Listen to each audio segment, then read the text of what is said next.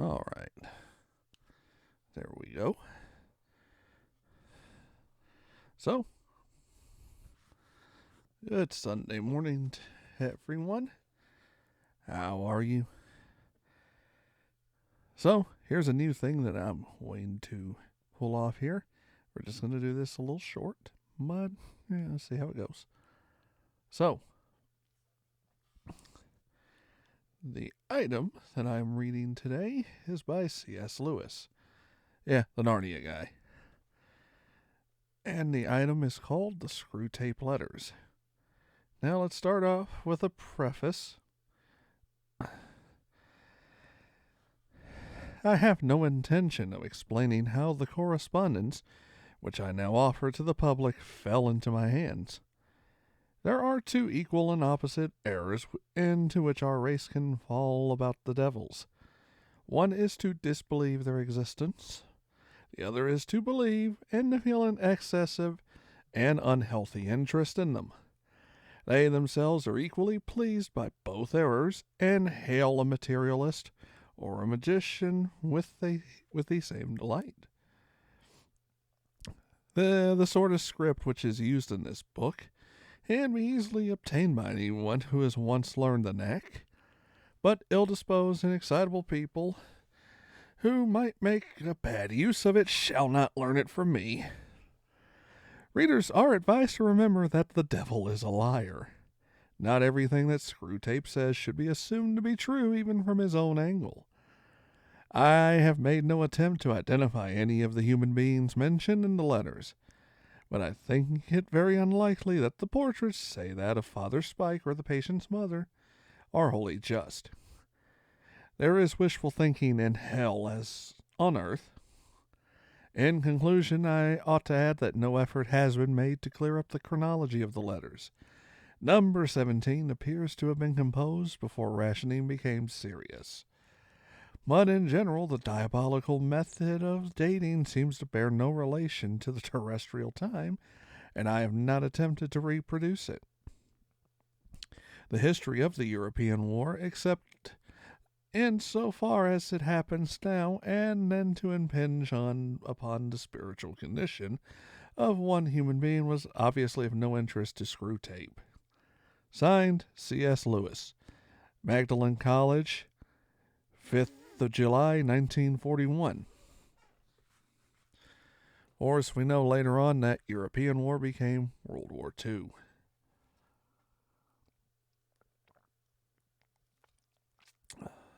A little tea.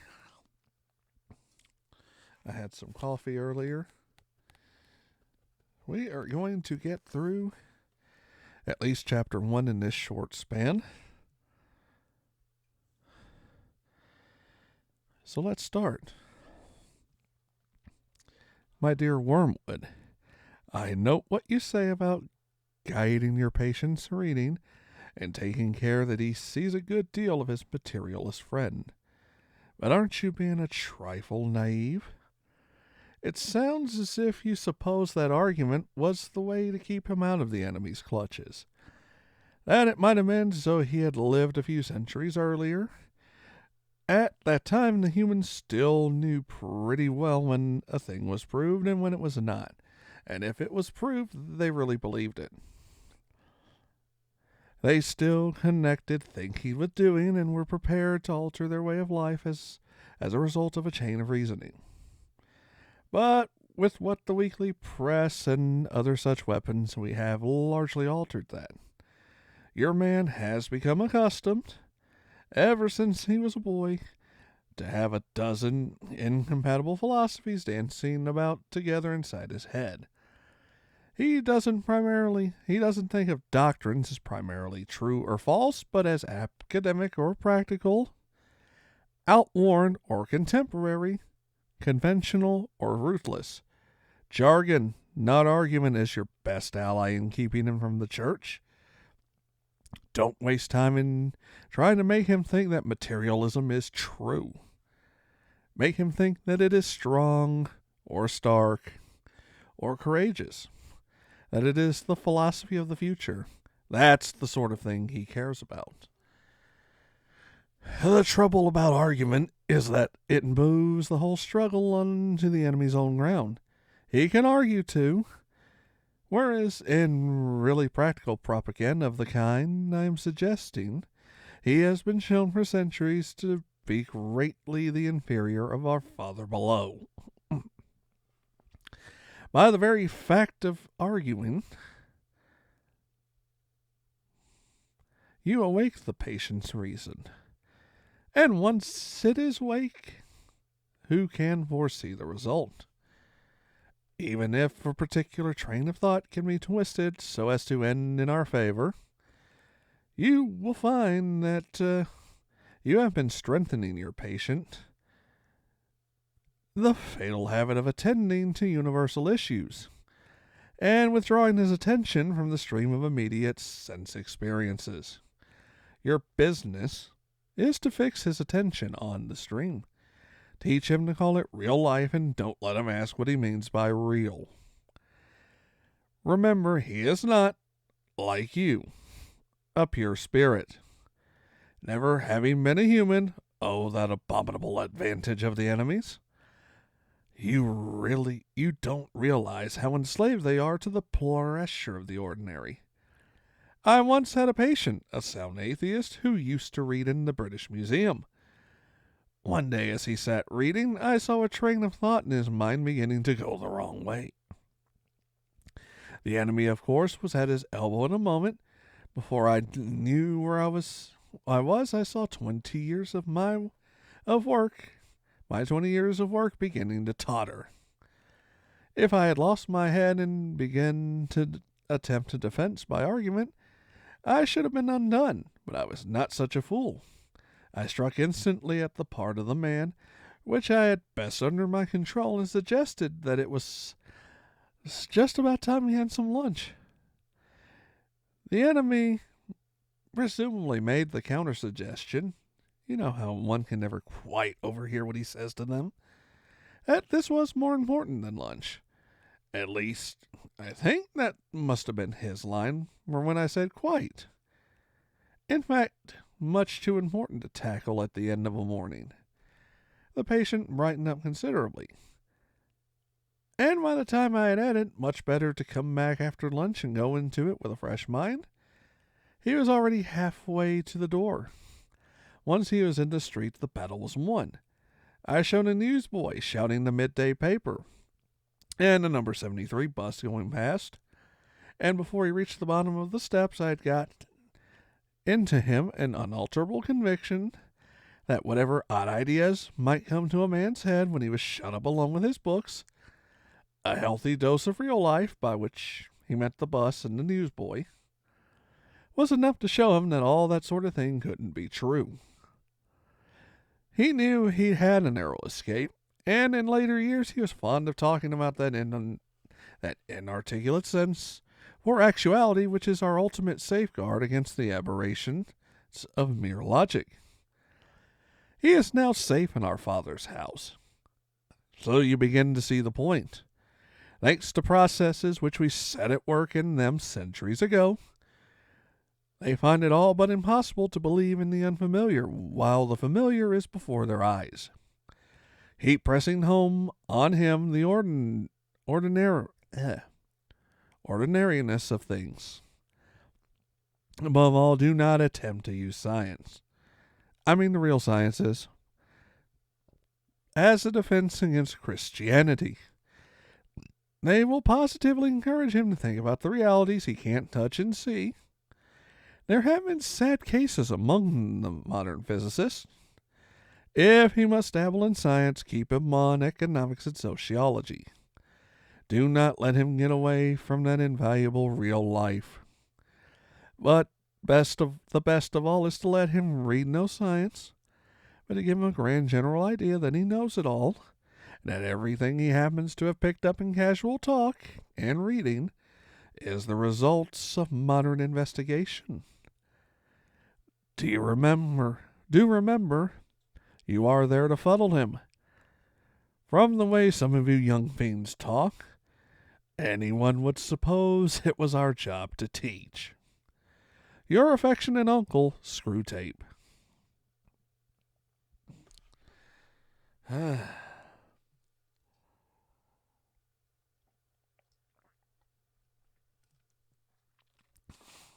Letter number 2.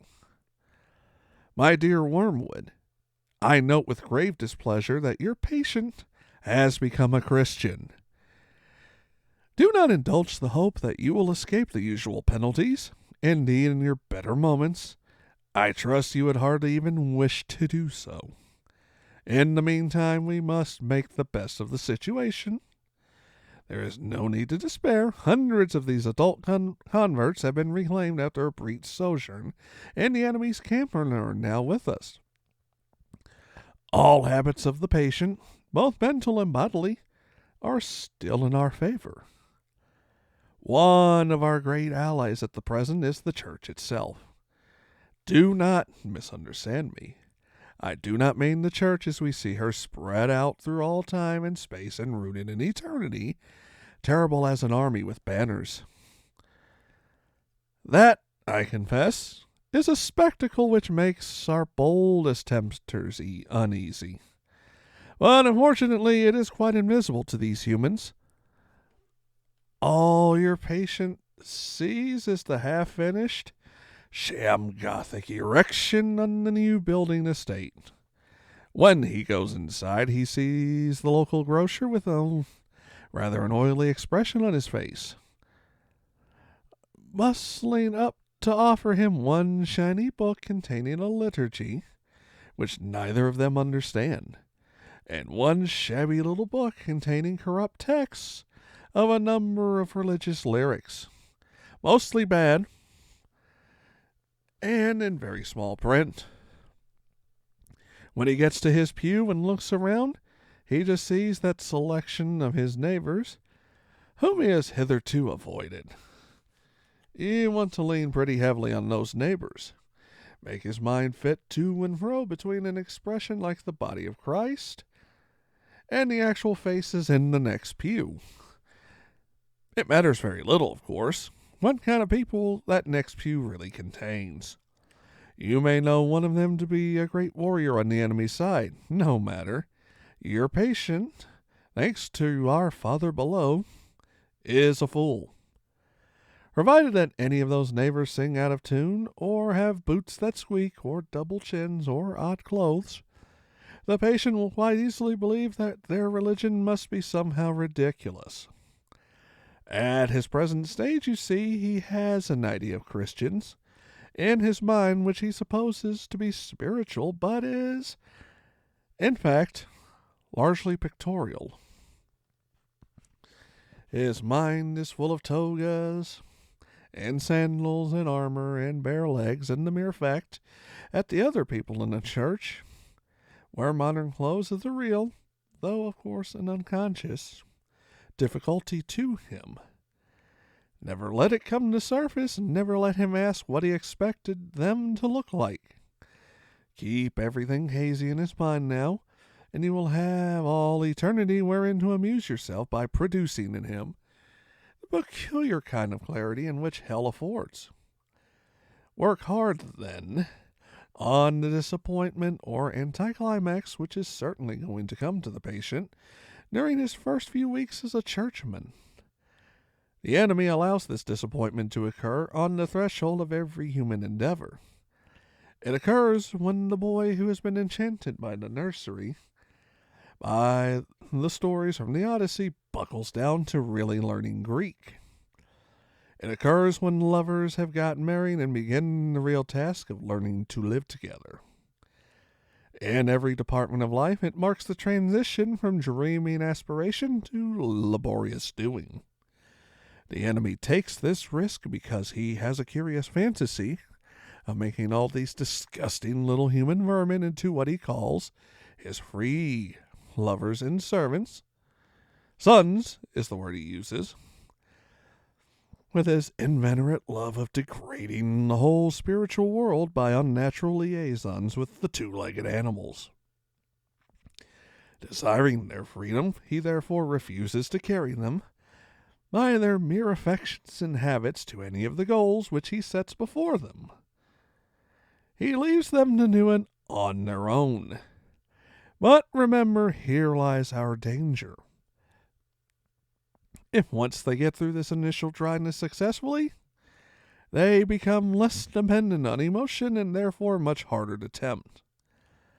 I have been writing hitherto on the assumption that the people in the next pew afford no rational ground for disappointment. Of course, if they do.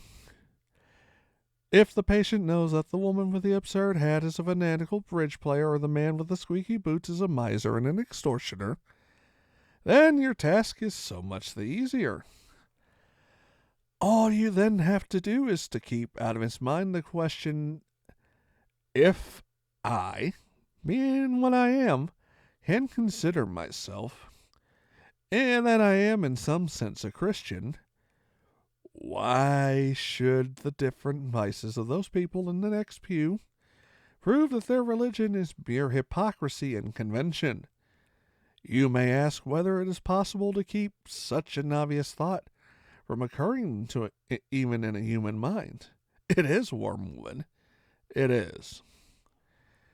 Handle him properly, and it simply won't come into his head. He has not been anything like long enough with the enemy to have any real humility left. What he says, even on his knees, about his own sinfulness is all parrot talk.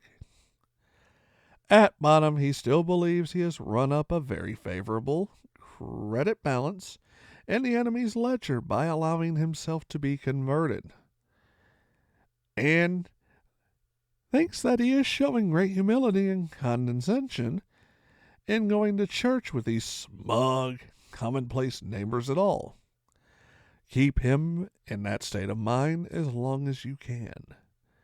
Your affectionate uncle, Screwtape.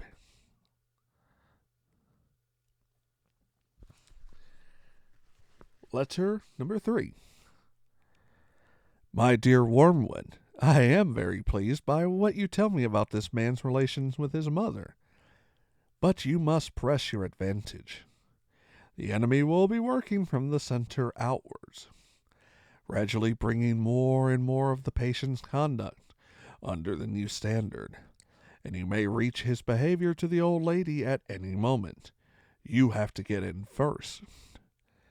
Keep in close touch with our colleague Lubos, who is in charge of the mother, and build up between you in that house is a good settled habit of mutual annoyance, daily pinpricks.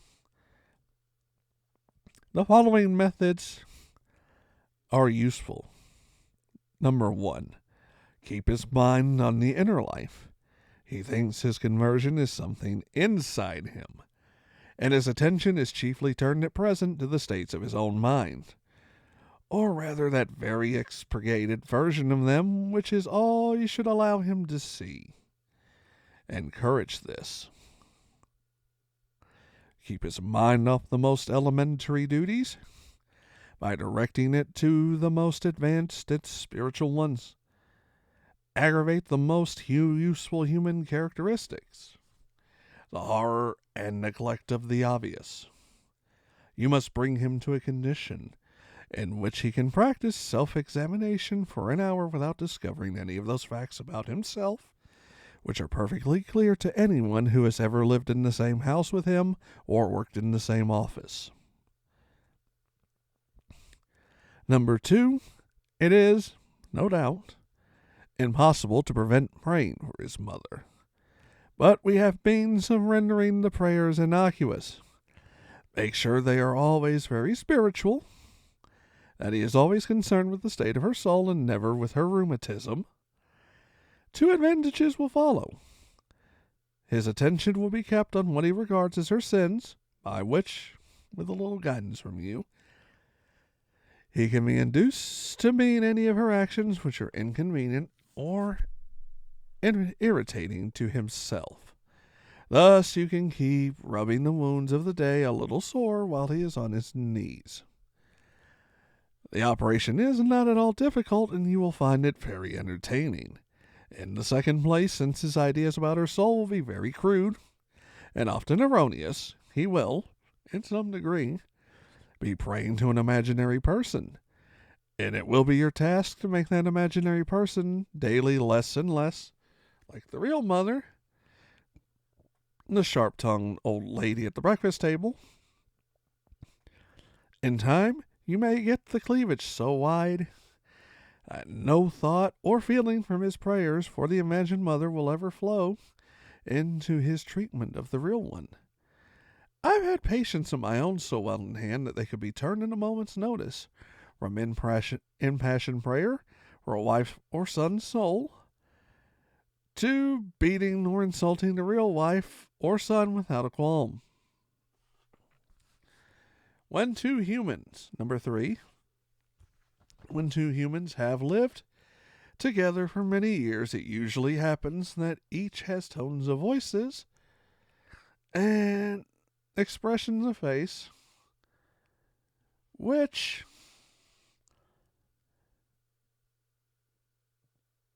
are almost endurably irritating to the other. Work on that. Bring fully into the consciousness of your patient that particular lift of his mother's eyebrows which he learned to dislike in the nursery, and let him think of how much he dislikes it. Let him assure that she knows how annoying it is, and she does it to annoy. If you know your job, he will probably not notice the immense probability of the assumption. And of course, never let him suspect that he has tones and looks which similarly annoy her. As he cannot see or hear himself, that is easily managed. Number 4, in civilized domestic hatred usually expresses itself by saying things which would appear quite harmless on paper. The words are not offensive, but in such a voice or at such a moment that they are not far short of a blow in the face.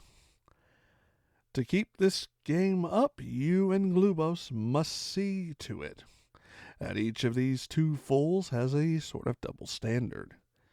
Your patient must demand that all of his own utterances are to be taken at their face value, and judge simply on the actual words, while at the same time judging all of his mother's utterances with the fullest and most oversensitive interpretation of the tone and the context and suspected intention. She must be encouraged to do the same to him. Hence, from every quarrel they can both go away convinced, or very nearly convinced, that they are innocent. You know the kind of thing. I simply ask her what time dinner will be, and she flies into a temper. Once this habit is well established, well, you have the delightful situation of a human saying things with the express purpose of offending, yet having a grievance when offense is taken. Finally, tell me something about the old lady's religious position. Is she at all jealous of the new factor in her son's life? All that peaked he should have learned from others, and so late. What she considers she gave him such good opportunity of learning in childhood. Does she feel he is making a great deal of fuss about it? Or that he's getting on in very easy terms?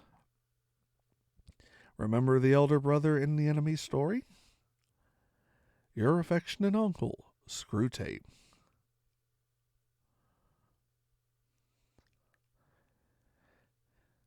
Letter number 4. My dear Wormwood, the amateurish suggestions in your last letter warn me that it is high time for me to write to you fully on this painful subject of prayer. You might have spared the comment that my advice about his prayers for his mother proved singularly unfortunate. That is not the sort of thing a nephew should write to his uncle, nor a junior tempter to the undersecretary of a department. It also reveals an unpleasant desire to shift responsibility. You must learn to pay for your own blunders. The best thing where it is possible, is to keep the patient from the serious intention of praying altogether. When the patient is an adult recently converted to the enemy's party, like your man, this is best done by encouraging him to remember, or to think he remembers, the parrot-like nature of his prayers in childhood. In reaction to that, he may be persuaded to aim at something entirely spontaneous, inward, informal, and unregularized. And what this will actually mean to a beginner will be an effort to produce in himself vaguely a devotional mood in which real concentration of will and intelligence have no part. One of their poets, Coleridge, has recorded that he did not pray with moving lips and bended knees, but merely composed his spirit to love and indulged a sense of supplication. This is exactly the sort of prayer we want, since it bears a superficial resemblance to the prayer of silence, as practiced by those who are very far advanced in the enemy's service. Clever and lazy patients can be taken in by it for quite a long time. At the very least, they can be persuaded that the bodily position makes no difference to their prayers, for they constantly forget what you must remember, that they are animals, and that's whatever their bodies do affects their souls. It is funny how mortals always picture us as putting things into their minds. In reality, our best work is done by keeping things out. If this fails, you must fall back on a subtler misdirection of his intention. Whether they are attending to the enemy himself, we are defeated. But there are ways of preventing them from doing so. The simplest is to turn their gaze away from him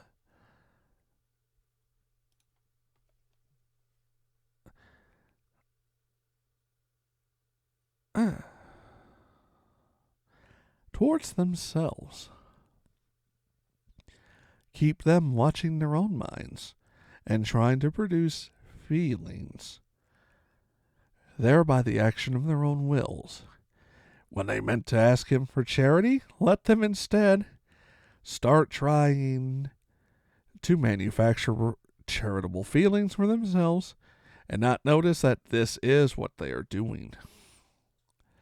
When they are meant to pray for courage, let them really be trying to feel brave. When they say they are praying for forgiveness, let them be trying to feel forgiven. Teach them to estimate the value of each prayer by their success in producing the desired feeling, and never let them suspect how much success or failure of that kind depends on whether they are well or ill, fresh or tired at the moment. But of course, the enemy will not meantime be idle. Whether there is prayer, there is danger of his own immediate action. He is cynically indifferent to the dignity of his position and ours as pure spirits. And to human animals on their knees, he pours out self-knowledge in quite a shameless fashion. But even if he defeats your first attempt at misdirection, we have a subtler weapon. The humans do not start from that direct perception of him, which we, unhappily, cannot avoid. They have never known that ghastly luminosity, that stabbing and searing glare which makes the background of permanent pain to our lives. If you go into your patient's mind, whenever he is praying, you will not find that. If you examine the object to which he is attending, you will find that it is a composite object containing many quite ridiculous ingredients. There will be images derived from the pictures of the enemy as he appeared during the discreditable episode known as the Incarnation. There will be vaguer, perhaps quite savage and puerile, images associated with the other two persons. There will even be some of his own reverence and bodily sensations accompanying it, objectified and attributed to the object revered. I have known cases to where the patient called his God was actually located up and to the left corner, at the corner of his bedroom ceiling, or inside of his own head, or in a crucifix on the wall. But whatever the nature of the composite object, you must keep him praying to it, the thing he has made, not to the person who has made him. You may even encourage him to attach great importance to the correction and improvement of his composite object, and to keeping it steadily before his imagination during the whole prayer. For if he ever comes to make the distinction, if he ever consciously directs his prayers, not to what thou art, but to what thou knowest thyself to be, our situation is, for the moment, desperate. Once all of his thoughts and images have been flung aside, or, if retained, with a full recognition of their merely subjective nature, and the man trusts himself to the completely real, external, and visible presence, there with him in the room, and ever knowable by him as he is known by it, why then it is that the incalculable may occur. In avoiding this situation, the real nakedness of the soul in prayer, you will be helped by the fact that the humans themselves do not desire it as much as they suppose. There is such a thing as getting more than they bargain for. Your affectionate uncle, Screwtape. Well, that's 4 letters in 30 minutes or so. I think we might keep this one going. So Tuesday, I will be reading more from War and Peace, Part 1. This coming Friday will be Treasure Planet. Nah, I'm kidding. That's Treasure Island. No one's written Treasure Planet, but it is Treasure Island, where Treasure Planet was inspired by. Robert Louis Stevenson. So we've got War and Peace by Tolstoy. We've got Treasure Island by R.L. Stevenson. And, of course, this book, which will now be on Sundays, The Screwtape Letters by C.S. Lewis.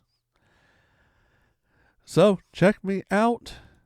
I do have a podcast. It is on Apple Podcasts and Google Podcasts, Blue Collar Philosophy. It will be every Monday, Wednesday, and Friday. I am on Twitter at BlueCollarJM. Look at this Twitch page. All of my information is there. Roulette Productions is where everything will be on YouTube.